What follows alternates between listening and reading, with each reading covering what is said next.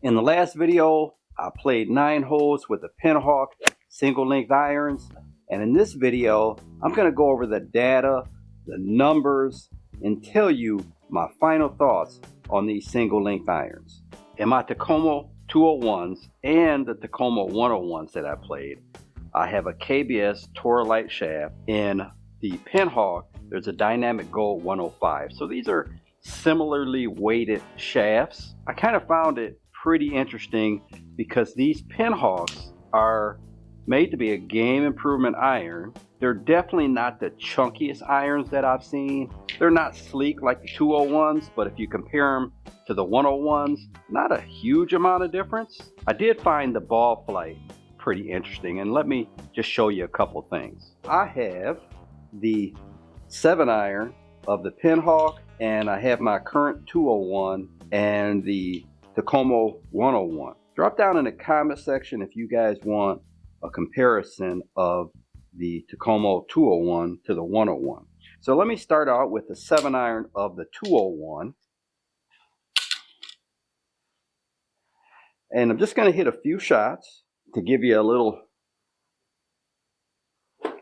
demonstration of the differences. Pretty cold in here right now.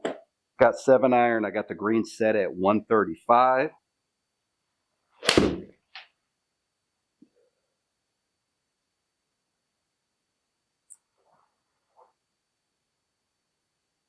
Okay. Not a horrible strike there with the 201.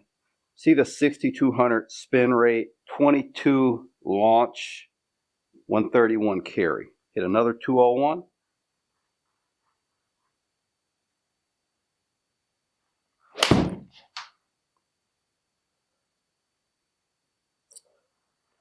A little better strike there. 136 carry, 139. 6,000 spin, 21 launch. That's pretty much right about what I would expect in the cold with the 201. So let me go to 101.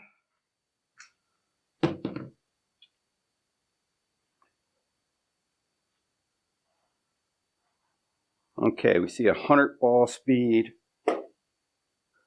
So the 101, the loft is going to be a little bit stronger than the 201. I can make a good swing here.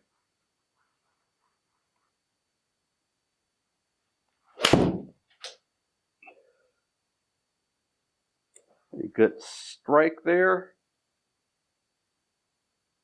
You can see 140 ball speed, 101. So 1 more mile per hour ball speed.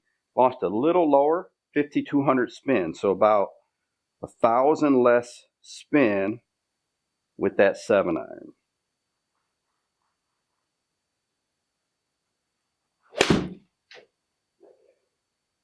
Okay, didn't strike that very well. See if the forgiveness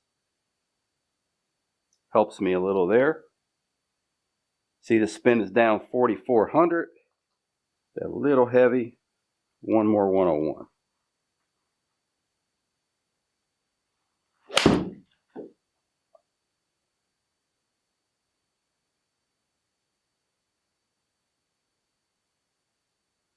Okay, 139 carry, 5,600 spin. The spin is going to be a little bit lower with these 101s than the 201s. You see the launched a little bit lower and a little more ball speed. Now let me go to the Pinhawk.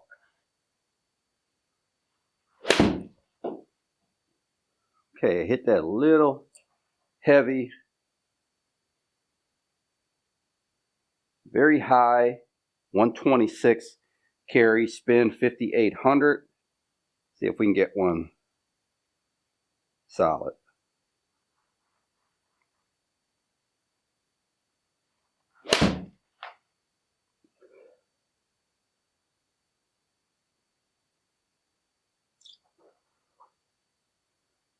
Okay, 127 carry, 6,200 spin, 96 ball speed.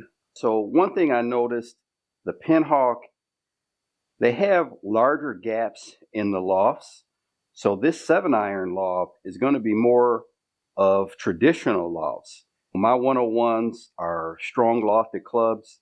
The The 201s a little weaker than the 101s, but these Pinhawks, this 7-iron here, has the loft of more traditional club. Like this is going to be even weaker than the 301s in the Takomo model. But you see a lot of spin, a high launch, a very sharp descent angle. So all those things are going to help stop the ball. So let me go to a 6-iron. I didn't make very good swings with those, but this big, wider blade length does definitely instill some confidence. So let's go to 6-iron here and see what we get out of that.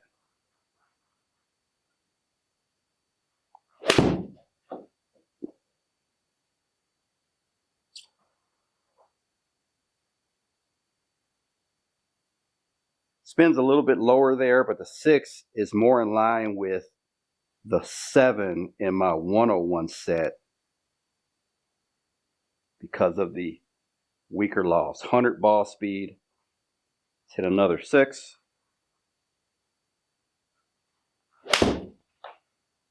Should fly a little bit higher.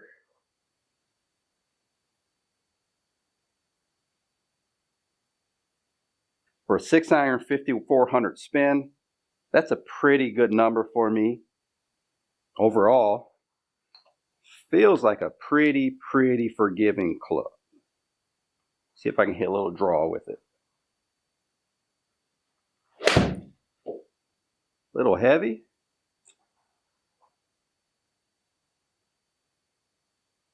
Still gave me the draw.